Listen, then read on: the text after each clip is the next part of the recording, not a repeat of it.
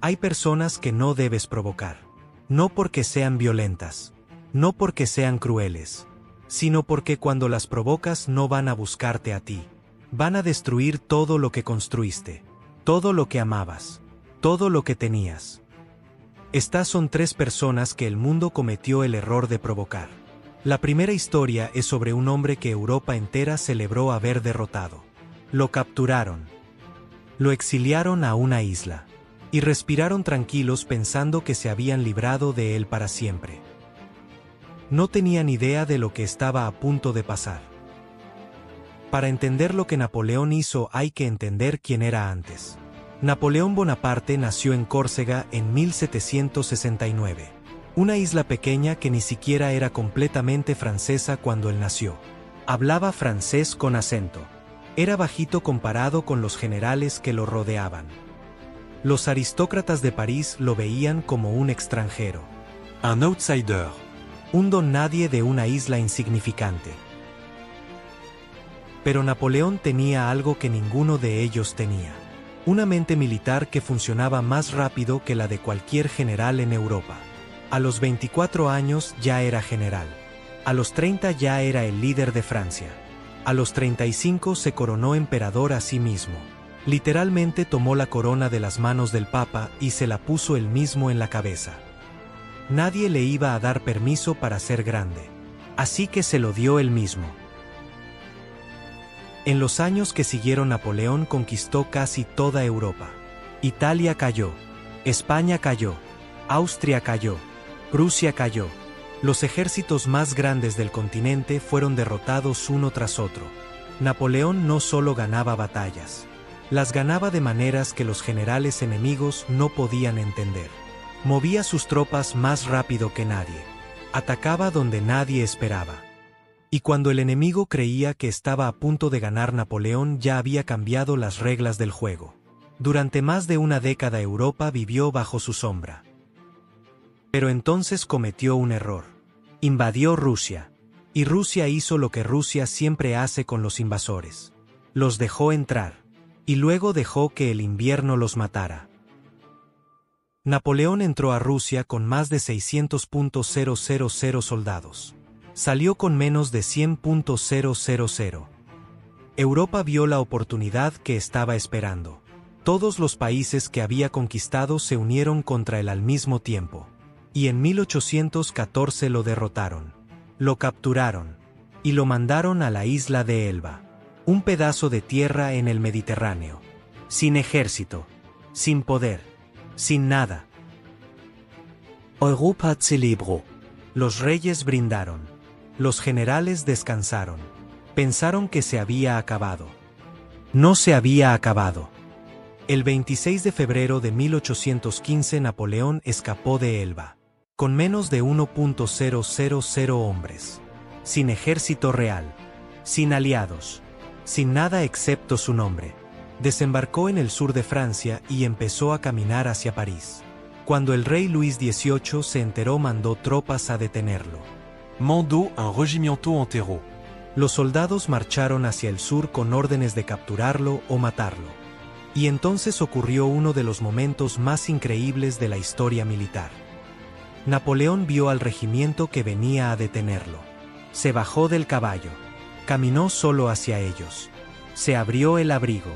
Y les dijo, voz profunda y con autoridad máxima: si alguno de ustedes quiere dispararle a su emperador, aquí estoy. Silencio. Nadie disparó. Y entonces un soldado gritó: ¡Viva el emperador! Y todo el regimiento se unió a él. Lo que pasó después no tiene precedente en la historia. En 20 días, sin disparar una sola bala, Napoleón Bonaparte recuperó el control de Francia.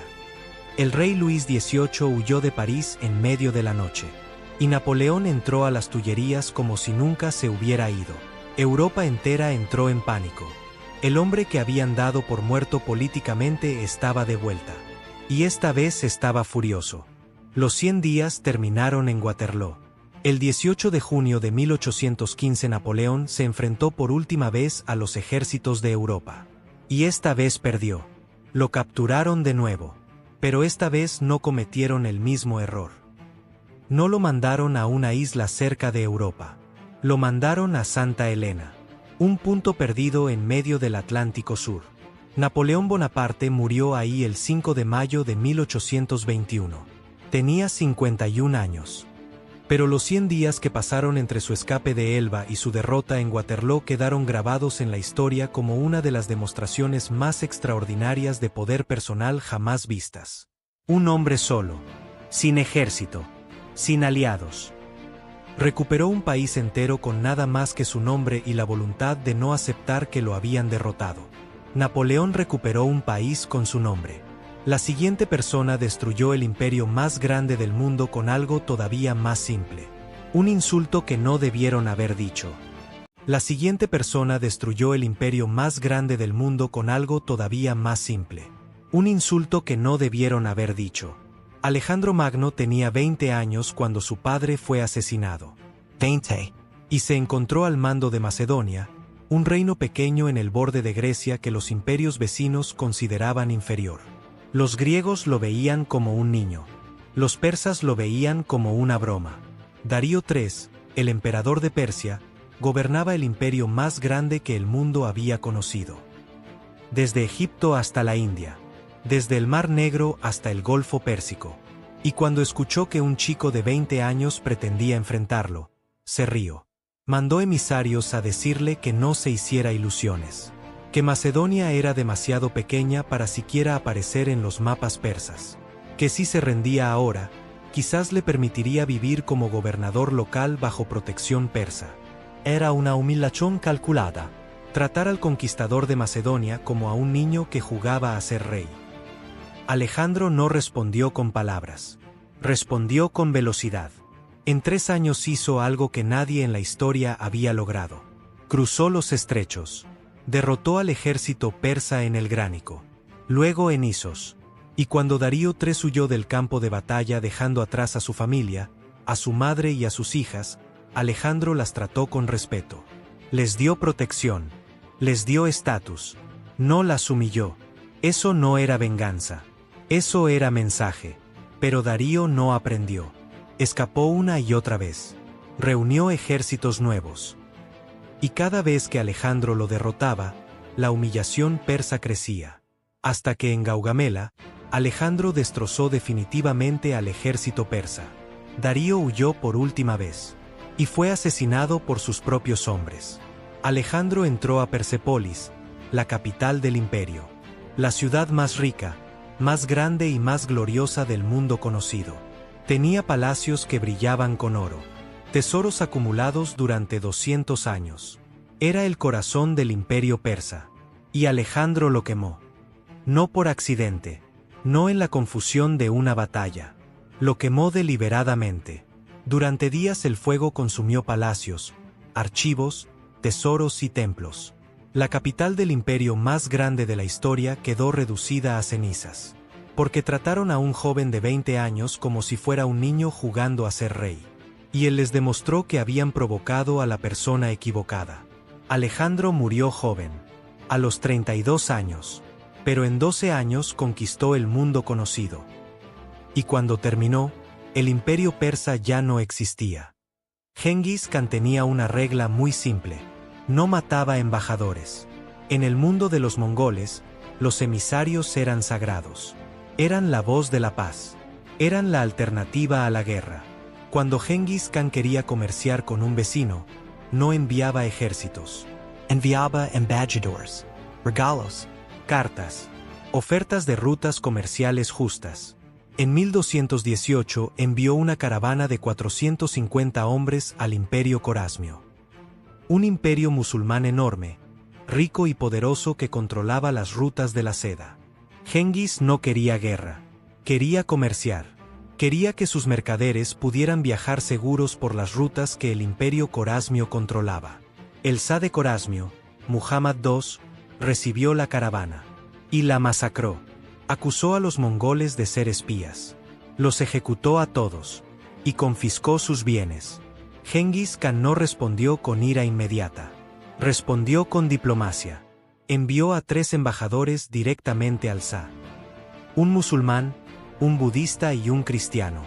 3 religiones diferentes, para demostrar respeto.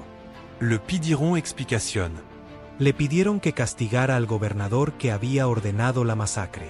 Le pidieron que devolviera los bienes. Elsa respondió matando al embajador musulmán y afeitando las barbas de los otros dos, que era una humillación máxima en esa cultura.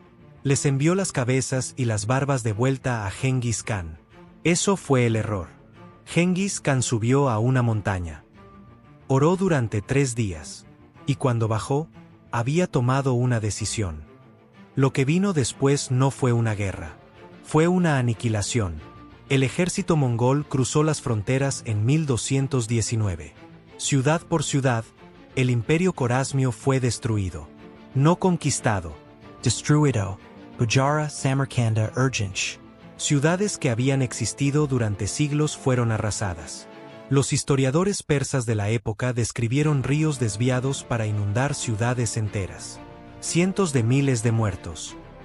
Y el Shah Muhammad II huyó como un vagabundo de isla en isla, perseguido, abandonado, hasta morir solo y pobre en el mar Caspio, sin ejército, sin imperio y sin dignidad. Genghis Khan no solo ganó, borró el imperio corasmio del mapa. Y estableció un mensaje que duraría siglos: no mates a mis embajadores. Porque si lo haces, no vengo por ti. Vengo por todo lo que construiste. Napoleón recuperó un país porque lo exiliaron. Alejandro destruyó un imperio porque se burlaron de él. Genghis Khan borró una civilización porque mataron a sus mensajeros de paz. La venganza es el tema más antiguo de la historia. Pero hay venganzas que no buscan justicia. Buscan que el error nunca se repita. Que el mundo entero recuerde, durante generaciones, que existen líneas que no se cruzan. Y que cuando alguien las cruza, no importa si es un emperador, un rey o un simple granjero, el precio siempre es mayor de lo que cualquiera está dispuesto a pagar. Gracias por ver Historia Implacable. Si estas historias te hicieron sentir algo, hay mucho más por venir.